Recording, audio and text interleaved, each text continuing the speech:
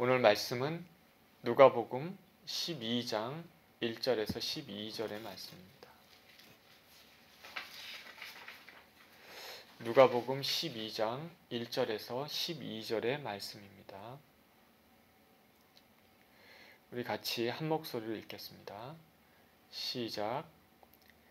그동안에 무리 수만 명이 모여 서로 밝힐 만큼 되었더니 예수께서 먼저 제자들에게 말씀하여 이르시되 바리새인들의 누룩 곧 외식을 주의하라. 감추인 것이 드러나지 않을 것이 없고 숨긴 것이 알려지지 않을 것이 없나니 이러므로 너희가 어두운 데서 말한 모든 것이 광명한 데서 들리고 너희가 골방에서 귀에 대고 말한 것이 지붕 위에서 전파되리라. 내가 내 친구 너희에게 말하노니 몸을 죽이고 그 후에는 능히 더 못하는 자들을 두려워하지 말라. 마땅히 두려워할 자를 내가 너희에게 보이리니 곧 죽인 후에 또한 지옥에 던져넣는 권세 있는 그를 두려워하라. 내가 참으로 너희에게 이르노니 그를 두려워하라. 참새 5마리가 두 아사레온에 팔리는 것이 아니냐. 그러나 하나님 앞에는 그 하나도 잊어버리는 바 되지 아니하는도다. 너에게는 심지어 머리털까지도 다 세신 바 되었나니 두려워하지 말라.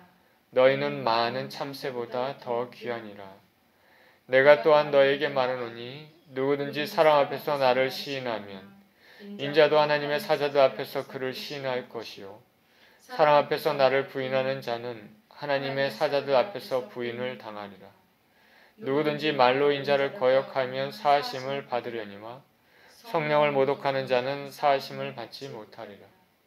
사람이 너희를 회당이나 위정자나 권세 있는 자 앞에 끌고 가거든 어떻게 무엇으로 대답하여 무엇으로 말할까 염려하지 말라. 마땅히 할 말을 성령이 곧 그때 너희에게 가르치시리라 하시니라. 아멘. 권고와 권면이라는 제목으로 말씀을 나누겠습니다. 기도합니다. 하나님 아버지 감사합니다. 주님의 말씀을 대하는 시간인데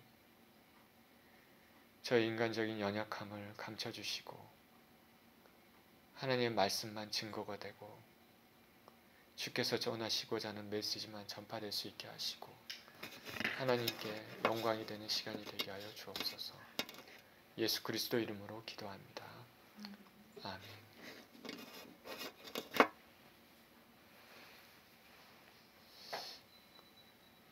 우리가 예수님을 생각하면 사랑이 많으시고 인자하시고 세심하시고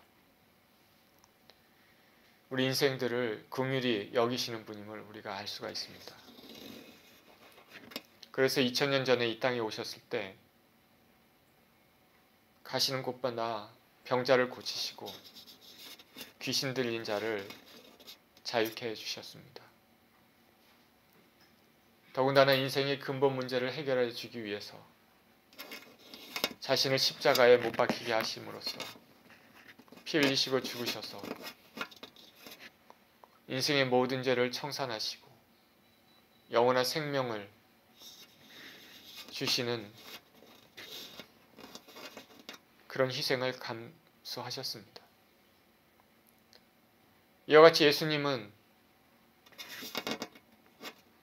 한없이 자비로우시며 인생들을 긍휼히 여기시지만은 그런데 성경에 보면 때로는 예수님께서 우리가 보기에 민망할 정도로 혹독한 말씀을 하시는 경우가 있습니다. 오늘 본문은 12장인데 앞서 11장에서는 예수님께서 바리새인의 집에 들어가셨는데 바리새인들의 행하는 행태를 혹독한 말씀으로 심판을 선포하시는 것을 알 수가 있습니다. 화 있을진저 너희 바리새인들이여 너희가 11조를 드린다고 하지만은 공의와 하나님에 대한 사랑은 버렸다. 외면만 그럴듯하고 내면은 어그러진 것을 말씀하고 있습니다. 화 있을진저 너희 바리새인들이여 너희는 높은 자리를 좋아하고 시장에서 사람들로부터 문안받는 것들을 좋아한다. 사람들로부터 영광을 취하고 있습니다. 하나님께 돌려야 될 영광을 자신들이 취하고 있는 것입니다. 화 있을진저 너희 바리새인들이여, 너희는 평토장한 무덤과 같아서 그 위를 밟는 사람들이 알지 못한다. 무덤으로 상징되는 그 죽음을 사람들에게 알지 못한 사이에 전파시킨다, 전염시킨다는 말입니다. 화 있을진저 너희 바리새인들이여, 너희는 어려운 짐을 사람들에게 지우고 자신들은 하나도 지지 않는다. 인간이 지기에 무거운 계명들을 쏟아붓지만은 자신들은 계명을 지지 않는다는 것이죠. 화 있을진저 너희 바리새인들이여, 너희는 선지자들의 무덤을 쌓는다. 창세 이후로 흘린 모든 선지자들의 피를 너희가 담당하라. 바리새인들은 진정한 주님의 종, 하나님의 종들, 사자들을 핍박하고 내치고 무시하고 자신들이 진정한 하나님의 종으로 착각하고 있는 것입니다. 화 있을진저 너희 바리새인들이여, 너희가 지식의 열쇠를 가져가고 너희도 들어가지 않고 들어가고자 하는 자도 막았다. 요약하면 바리새인들은 사람들로부터 존경을 많이 받으면서 말씀도 가르치지만 자신들은 지키지 않고 사람들을 잘못된 길로 인도합니다. 진짜로 하나님이 보내신 종들을 무시하고 핍박합니다. 이들에 대해 예수님께서 심판을 선포하십니다. 예수님은 한없이 자비로운 분이시지만은 인간의 영혼을 타락시키는 그런 사단의 자식들에게는 혹독할 정도로 엄중한 말씀을 하십니다. 예수님께서 이런 말씀을 하셨기 때문에 이제 바리새인들과의 관계가 극도로 악화가 되었습니다. 돌이킬 수 없는 상황이죠.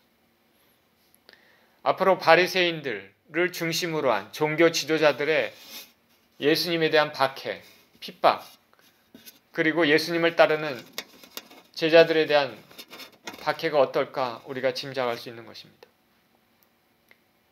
이제 예수님은 예루살렘으로 향하는 힘든 여정길, 마지막 여정길에 가는데 앞으로 험난한 길이 예상이 됩니다. 그런데 예수님께서는 자신에게 닥칠 그 순환, 그것보다는 앞으로 제자들이 겪어야 될 고난에 대해서 염려를 하고 계십니다. 오늘 본문은 앞으로 이러이러한 일들이 일어날 수가 있기 때문에 그런 일이 있어도 두려워하지 말고 이겨나가도록 권면의 말씀을 하고 있습니다. 예수님께서 하신 이 권면의 말씀은 12제자를 전도 여행으로 파견할 때 그때 하셨던 말씀과 유사하고, 예수님께서 세상 끝내 마지막 때 일어날 일들, 제자들에게 닥칠 일들에 대해서 말씀하신 것과도 비슷합니다.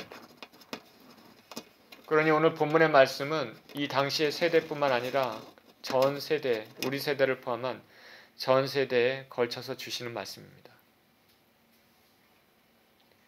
1절입니다. 그동안에 무리 수만 명이 모여 서로 밟힐 만큼 되었더니 예수께서 먼저 제자들에게 말씀하여 이르시되 바리새인들의 누룩 곧 외식을 주의하라.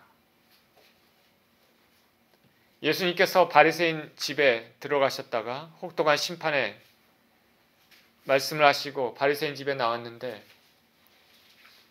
수많은 사람들이 예수님 주위에 모여들었습니다. 수만 명이라고 말하고 있습니다. 수만 명. 고대시대 때는 지금처럼 조직적으로 집회를 하거나 사람을 동원하는 그런 것들이 잘 가지지 못한다고 생각하면 얼마나 많은 사람들이 예수님께 모였다라는 걸 알 수가 있는 것입니다.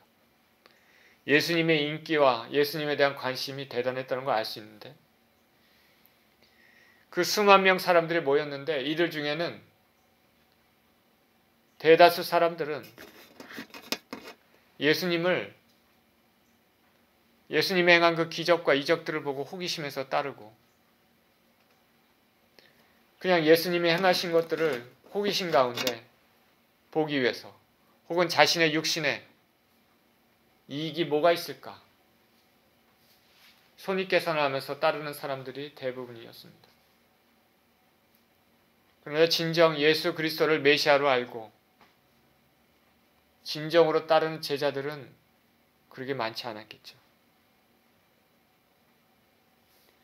왜냐하면 이들 중 많은 수가 상당수가 이미 예수님께서 십자가에 못 박으라고 나중에 소리쳤던 사람들일 가능성이 많기 때문에 그렇습니다. 오늘날도 이런 식으로 예수님을 따르면 안 되겠습니다. 예수님이 누구신지 알려하지 않고 자신의 목적과 자신의 이익을 위해서 만족을 위해서 신앙생활을 해서는 안 되겠죠. 그러면 예수님께서 나중에 내가 도무지 너희를 알지 못하니 불법을 행하는 자들아 내게서 떠나가라 이런 말을 들을 수도 있는 것입니다.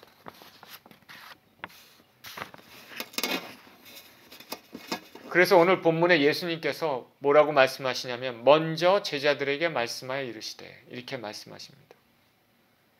수만 명의 군중이 있는데 먼저 제자들에게 말씀하여 이르시되 군중들을 타겟으로 삼는 것이 아니라 예수님의 진정으로 따르는 제자들의 관심이 있으십니다.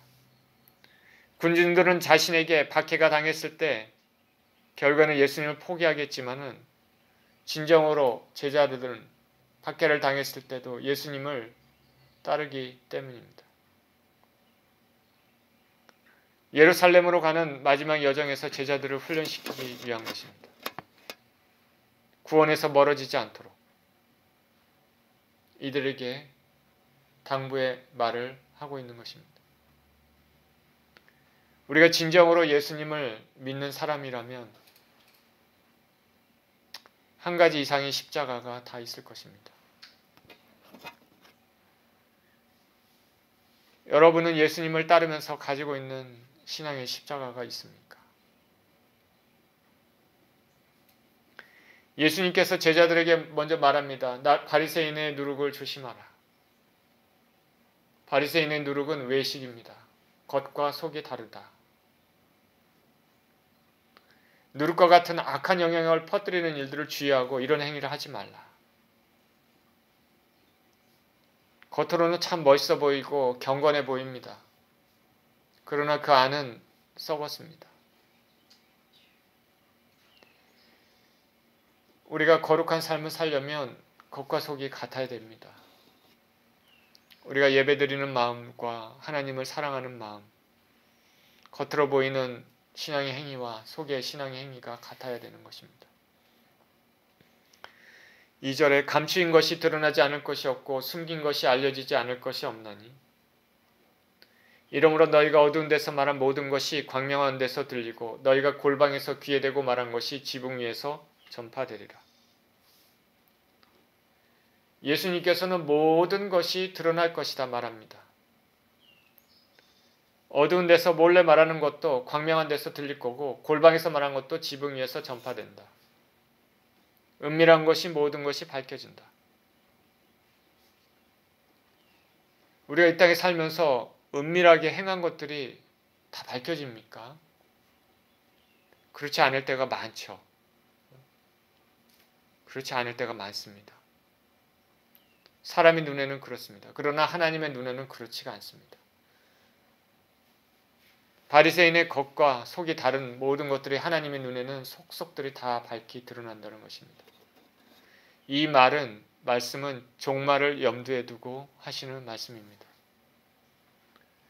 잠언서 15장 3절에는 여호와의 눈은 어디서든지 악인과 선인을 감찰하시느니라. 하나님께서 악인과 선인 모든 것들을 감찰하신다. 그러니 우리는 신앙생활을 할 때 하나님 앞에서라는 생각을 가지고 해야 되겠죠. 하나님께서는 우리가 은밀히 행한 죄도 보시고 우리가 은밀히 행한 선행도 다 보고 계십니다. 어떤 목사님이 천국에 갔다 왔다고 합니다. 자신이 큰 교회 목사여서 그래도 천국에 자기를 위한 예비된 처소가 아주 좋을 줄 알았는데 천국에 갔더니 자신의 생각보다 너무나 초라한 자신의 집이 있었다고 합니다. 그래서 인도한 천사에게 너무하십니다. 너무하십니다. 그랬더니 인도하던 천사가 이렇게 대답했다고 합니다. 너는 이 땅에 있을 때 영광을 다 받았기 때문에 하늘에서는 상급이 없다.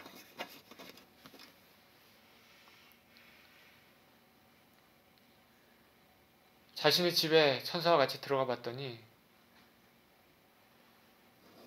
집 안에 벽에 상장 같은 것이 하나 걸려 있었다고 합니다. 그 상장이 뭔가 봤더니 잘했던 일 하나. 그게 뭐냐? 아주 어렸을 때 자신이 기억도 하지 못하는 것, 기억에도 없는 것, 이제서야 떠올릴 수 있는 것. 이분이 고아원에서 자랐는데 하루는 고아원 밖에 길을 가다가 어떤 남루한 사람이 옷도 제대로 걸치지 못하고 힘들어하는 그 모습을 보고 자신이 입고 있던 옷을 그 사람한테 이렇게 얹어줬다고 합니다. 그것도 고아원에서 준 겁니다. 자신은 아무 생각 없이 그렇게 했는데 그것이 하나님 앞에 기억이 되어서 칭찬받아서 상장이 딱 걸려있다고 합니다. 자신은 기억도 없습니다. 너무 오래전 일이고 모르고. 그런데 하나님 앞에서는 그것이 기억이 되었다. 하나님은 모든 것을 아시고 모든 것을 보시는 분입니다. 그러니 우리는 하나님을 경외하며 살아야 되겠습니다.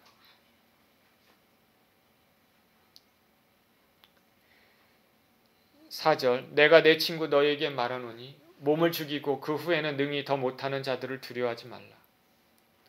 마땅히 두려워할 자를 내가 너에게 보이리니 곧 죽인 후에 또한 지옥에 던져놓는 권세 있는 그를 두려워하라. 내가 참으로 너에게 이르노니 그를 두려워하라.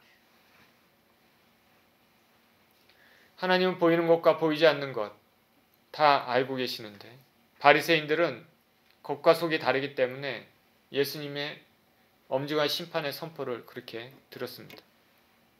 그러면서 그렇게 말씀하십니다. 몸을 죽이고 그 후에는 능히 더 못하는 자들을 두려워하지 말고 죽인 후에 지옥에 던져놓는 권세 있는 그를 두려워하라.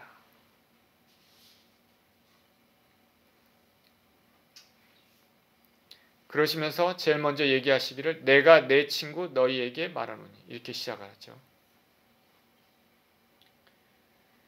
여기 예수님은 이들 제자들에게 친구라고 불러주십니다. 예수님께서 저와 여러분을 친구라고 불러주시면 얼마나 황송하겠습니까?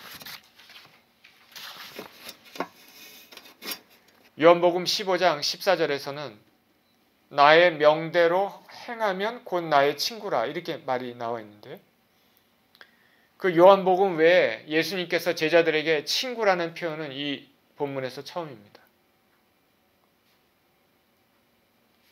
친구는 나의 명대로 행하면 곧 나의 친구라. 친구는 곧 예수님을 따르는 사람, 예수님의 말씀에 순종하는 사람이죠.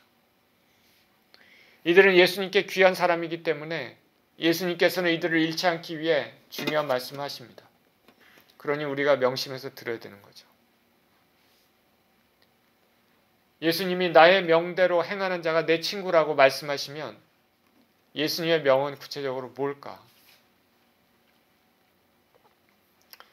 예수님이 말하시는 것은 십자가를 지고 나를 쫓으라는 것이죠.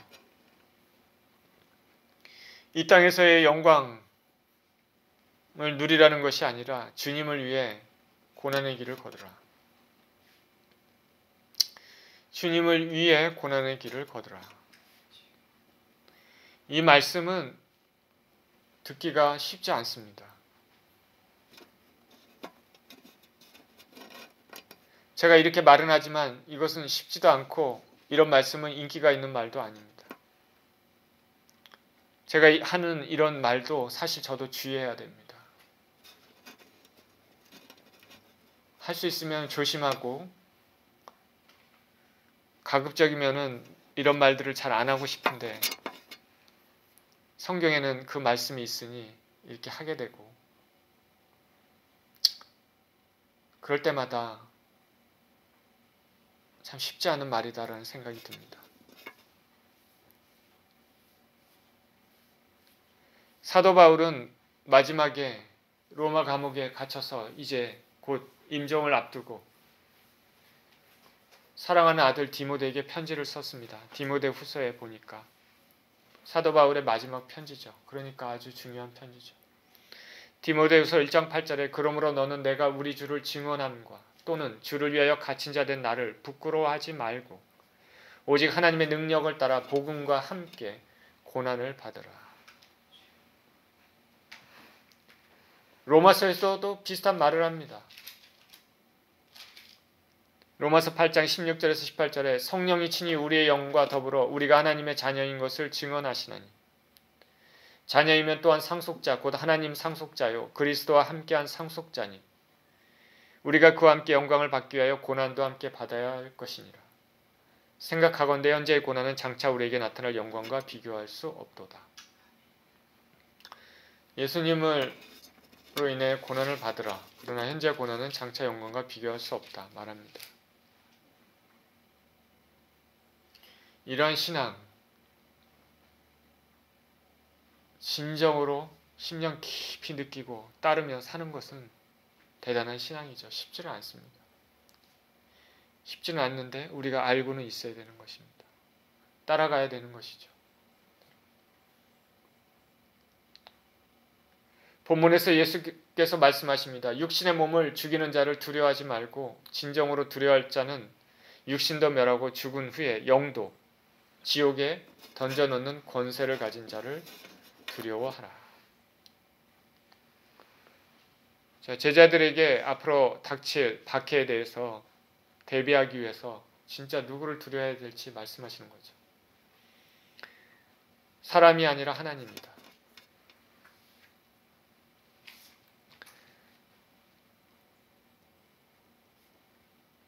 사람은 한번 태어나면 영원 불멸의 존재입니다. 우리가 종이를 불에 태우면 종이가 다 없어지죠. 사라집니다. 그러나 사람은 사라지지 않습니다. 한번 태어나면 영원 불멸입니다. 육신의 몸, 영이 이 안에 있는데 이 땅에서 살다가 이 땅을 떠날 때 육체는 이 땅에 묻히지만 영은 어디론가 가게 되죠. 하나님의 임재 안에 있는 천국으로 가든가 하나님과 분리된 지옥으로 가든가 합니다. 천국에서 영원토록 복락을 누리며 살든가 지옥에서 영원토록 고통을 느끼며 살든가.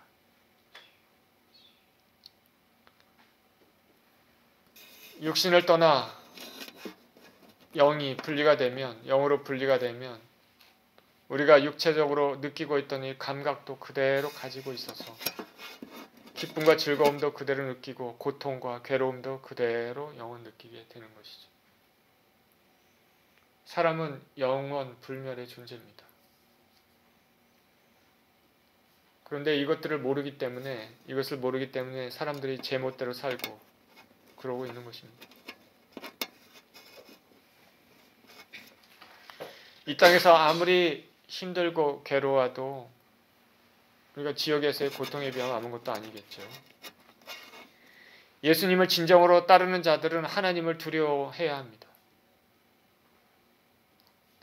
예수님의 제자들은 당시 바리새인들로 대표되는 종교 지도자들에게 두려워서 굴복해서는 안 된다는 것이죠. 종교 지도자들의 권세는 한정적이지만 하나님의 권세는 이생과 저생에 모두 영향을 미친다. 그러니 진정으로 누구를 두려워할지 깨달으라.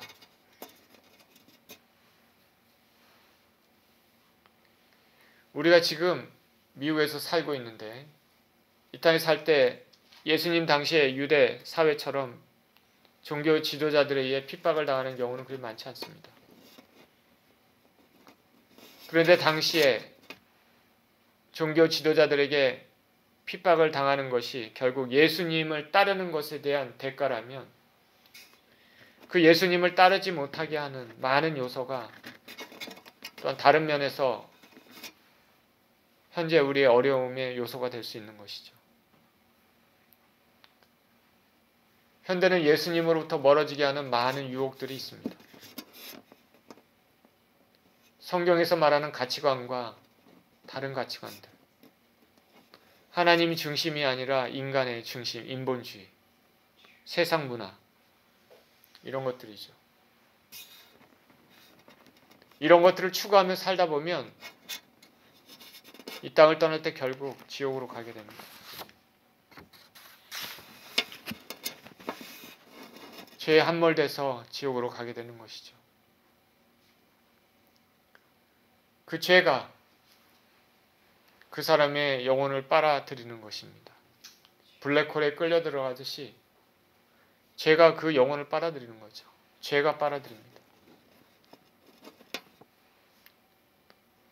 그것은 영원히 꺼지지 않는 불이 있는 극심한 고통의 장소인데 예수님께서 여기서 지옥이라고 표현하셨는데 지옥은 게헨나, 히브리어에 게헨놈이라는 것이 있는데 그것을 음역한 것인데 그것은 흰놈의 골짜기라는 데서 유래한 것입니다. 흰놈의 골짜기는 예루살렘 서남쪽에 있습니다. 구약의 악한 왕이었던 아하스 왕 이후부터 어린아이들을 몰로게라는 우상에게 불에 태워 제물로 산채로 바친 곳이 그곳이죠. 아주 사악한 장소죠. 그 후에 요시야 왕이 종교개혁을 단행해서 우상숭배가 근절이 됐는데 그 이후에도 그곳을 저주받은 곳으로 생각됐습니다. 그리고 예수님 당시 신약시대에는 그곳이 쓰레기 소각장입니다. 그러니까 불이 항상 타오르고 냄새가 지독합니다. 연기가 피어오릅니다. 이것은 지옥의 고통을 상징하는 것입니다.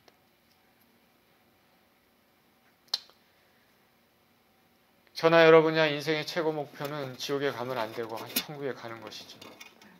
어떻게든지 예수님의 손을 붙잡고 천국으로 가야 되는 것이죠.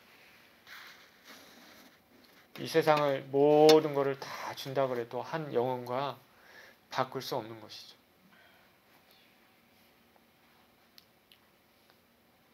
지옥에는 고통도 고통이지만 더 큰 고통은 기회가 없는, 더 이상 기회가 없고 희망이 없는 게 그게 더 큰 고통입니다. 그래서 어떤 목사님은 이런 말도 했습니다. 깡통을 차고 빌어먹어도 지옥에는 절대 가지 말아라. 예수님께서 이 비유하신 거 생각나십니까? 너희 눈이 죄를 범하거든 눈을 빼버려라. 한 눈 가지고 지옥에 가는 것보다 천국 가는 것이 낫다. 그렇죠? 팔이 죄를 범하거든 찍어내버려라. 한 팔을 가지고 지옥 가는 것보다 천국 가는 것이 낫죠. 왜 그렇게 예수님께서 말씀을 하셨겠습니까? 저나 여러분이나 축원드립니다. 이 땅에서 예수님을 잘 섬기고 살다가 영원한 천국에 가시는 모두 되시기를 축원드립니다. 예수님은 이런 비유를 드시면서 세상 권력을 두려워하지 말고 하나님을 두려워하며 하나님 쫓으라고 제자들에게 말씀하십니다. 다가오는 박해에 대해 대비하라는 말씀입니다. 그런데 밑도 끝도 없이 무조건 이겨라 말씀하지 않으십니다. 이길 수 있는 힘이 있는데 그것은 하나님께서 제자들의 삶을 잘 알고 지켜보고 계시기 때문입니다. 또 6절에 이렇게 얘기합니다. 참새 5마리가 2아사르온에 팔리는 것이 아니냐. 그러나 하나님 앞에는 그 하나도 잊어버린 바 되지 아니하는도다. 너에게는 심지어 머리털까지도 다 세신 바 되었나니 두려워하지 말라. 너희는 많은 참새보다 더 귀하니라.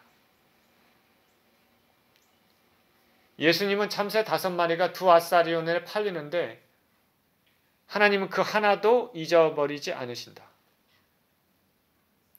세상의 핍박 가운데서도 제자들을 철저한 관심 속에서 지켜주시고 보호해주시겠다. 그런 말인데요. 아사리온은 드라크마의 10분의 1, 데나리온의 16분의 1 정도 된다고 합니다. 하루 품삯의 16분의 1 정도. 작은 액수죠. 매우 적은 액수죠. 그만큼 예수님께서 말씀하시는 것은 새가 보잘것없고 가치도 대단하지 않지만 그래서 사람들이 무시할 만한 것이지만은 하나님께서는 그 한 마리도 소홀히 여기지 아니하신다 말씀하십니다. 창조하신 피조물에 대해 특별한 관심을 가지고 계신다 말하는 거죠. 이런 작은 새 한 마리도 소중히 여기는데 핏값으로 사신 주님의 자녀들을 소중히 여기지 아니하실까 생각하라는 것이죠. 요즘에 한국 뉴스를 보면 산업 현장에서 일하는 근로자들이 사고로 사망하는 경우를 자주 봅니다. 돈을 아끼기 위해서 안전설비를 설치하지 않고 위험한 환경에서 일을 하다가 사고로 죽게 되는 것이죠. 인명경시의 풍조입니다. 사람의 영혼이 돈의 노예가 된 것이죠. 그런데 예수님은 주님을 따르는 제자들의 머리털까지도 하나님께서 다 세신 바 되신다고 말씀하고 있습니다. 참새도 잊어버리지 않고 심지어 머리털까지도 다 세신 바 된다. 그러니까 나이 들어서 샤워하거나 머리 감으면 머리털이 무수히 빠집니다. 바닥에 떨어진 머리털을 이렇게 쓸어 담으면서 얼마나 빠졌는지 일일이 셀 수도 없습니다. 근데 오늘 본문에 보니까 머리털까지도 세신 바 된다 말하고 있습니다. 이렇게 하나님께서 보호해 주신다. 그러니 굳건하게 나가라고 얘기를 하고 계시는 것입니다. 당연히 주님을 따르는 자들은 많은 참새보다 귀합니다. 주님을 따르는 주의 백성들, 저나 여러분이나 생명 있는 주님이 주신 생명 있는 분들이니 서로 귀하고 존귀 대해줘야 되겠습니다. 참새도 먹이신 하나님께서 우리도 먹이시고 돌봐주실 줄 믿습니다. 8절에 내가 또 너에게 말하노니 누구든지 사람 앞에서 나를 시인하면 인자도 하나님 사자들 앞에서 그를 시인할 것이요 사람 앞에서 나를 부인한 자는 하나님의 사자들 앞에서 부인을 당하리라.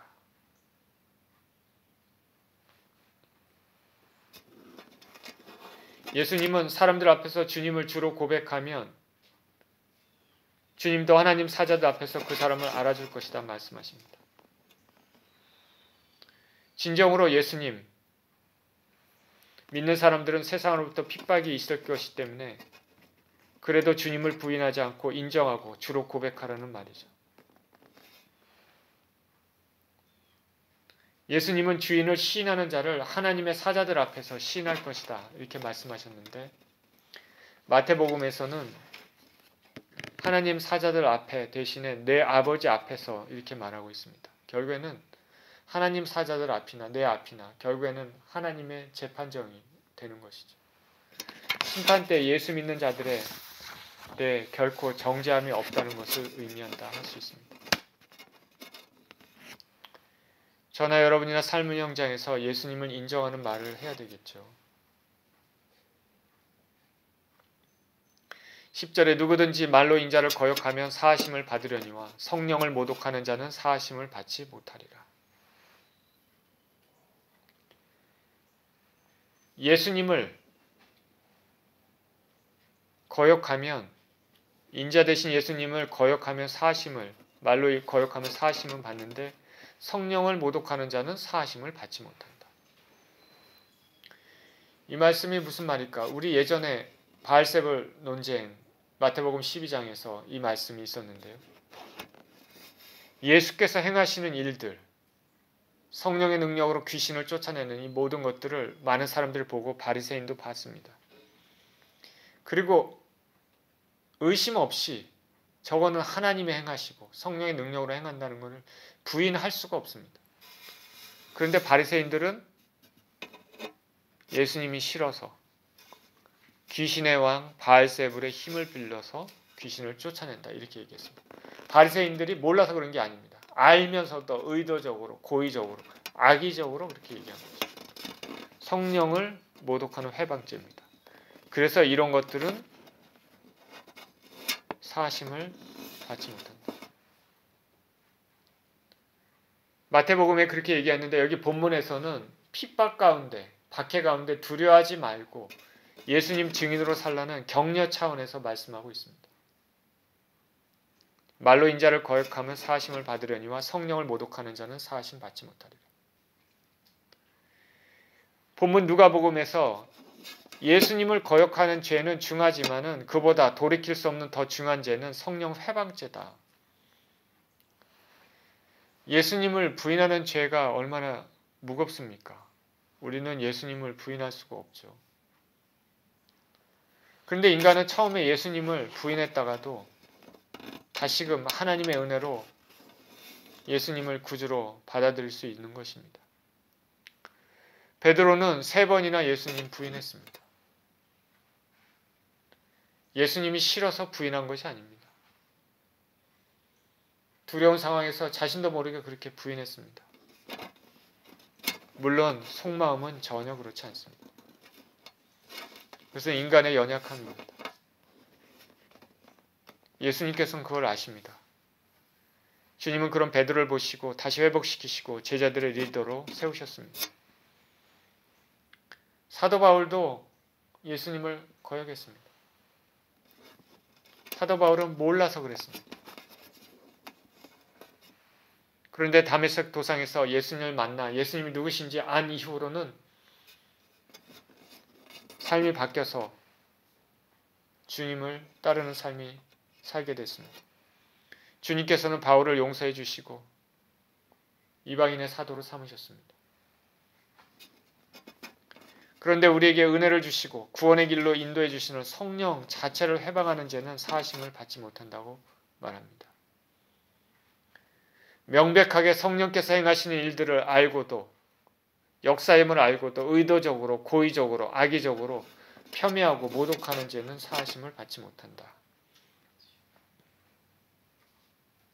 예수님이 행하신 성령의 일들을 보면서 제자들이 예수님이 하나님이 보내신 메시아임을 확실히 알고도 거역해서는 안 된다는 말씀입니다. 11절 사람이 너희를 회당이나 위정자나 권세 있는 자 앞에 끌고 가거든 어떻게 무엇으로 대답하며 무엇으로 말할까 염려하지 말라. 마땅히 할 말을 성령이 곧 그때 너희에게 가르치시리라 하시니라. 제자들이 장차 회당이나 위정자나 권세 있는 자 앞에 끌려갈 수 있다고 말씀하십니다. 제자들이 죄인의 신분으로 법정에 끌려갈 수 있다고 말하고 있는 것입니다. 예수님 말씀하신 그대로 베드로와 요한은 유대인의 법정에 섰고 그리고 다른 사도들도 유대인의 법정에 섰습니다. 스데반 집사도 사내들인 앞에 법정에 섰습니다. 사도 바울은 죄수의 신분으로 유대인의 법정 또 로마 법정 섰습니다. 예수 그리스도께서 유대인의 법정에 죄인된 신분으로 서신 것처럼 죄 없으신 분이 죄인된 신분으로 서신 것처럼 주님을 따르는 제자들도 법정에 서게 될 거다. 우리가 미국에 살면서 신앙 때문에 법정에 서는 일은 아주 드물지만 믿음으로 인해서 받는 제약들은 있을 것입니다. 주님을 따르는 제자로서의 표징이 되는 것이죠. 이와 같이 법정에 설 때 무슨 말을 할지 염려하지 마라. 성령께서 그 말할 것을 가르치시리라. 예수님 말씀하신 그대로 베드로가 법정에 섰을 때 성령 충만해서 복음을 변명했습니다. 스데반이 성령 충만해서 복음을 증거했습니다. 이런 모든 것이 복음 전파의 기회가 될 것을 미리 말씀하고 있는 것입니다.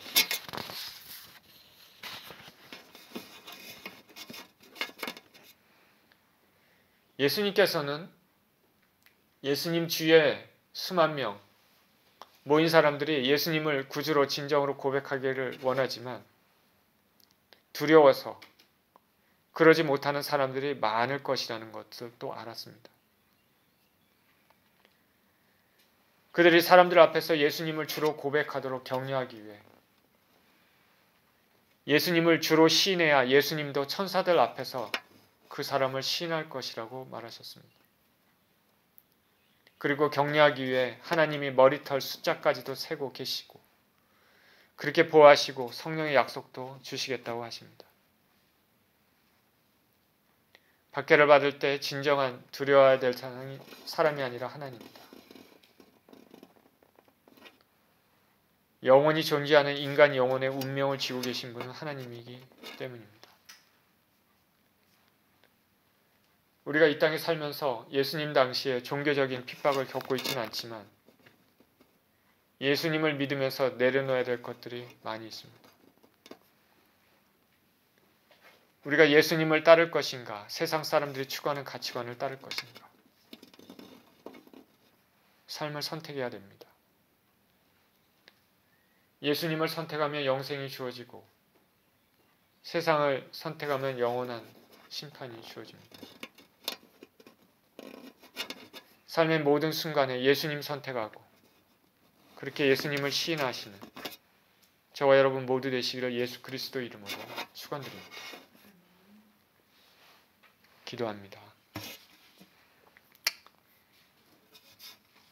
하나님 아버지 감사합니다.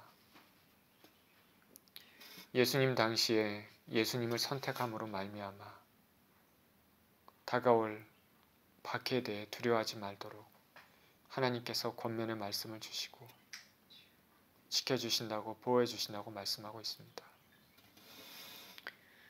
하나님 아버지, 우리가 지금 이 땅 미국에서 살지만 이 당시 사람들처럼 믿음으로 인하 받는 박해는 없지만 우리가 세상에 예수님과 떨어지게 하는 많은 유혹들,